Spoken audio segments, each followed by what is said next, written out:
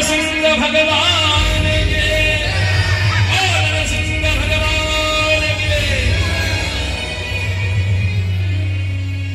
हिरण्यकश्यपु के हृदय विदीर्ण कर देलैन, तैयो भगवान के क्रोध शांत नहीं हुई छै।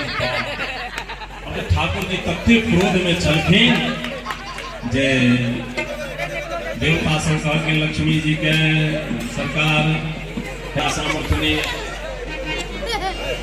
तखन प्रहलाद जी ये दिलका है आ बेटा के चटते रूप धारण के लिए भगवान कहलखिन पशु के मैया अपना बच्चा के चाटैया दूध पियावैया लेकिन कोरा में नहीं बैसावैया।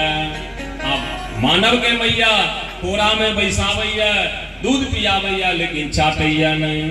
तो हम दुनू स्नेह करा देवे, मानव के मैया दै छै सेहो आ पशु के मैया दै छै सेहो। तैं भगवान नरसिंह रूप धारण करके बोल नरसिंह भगवान की।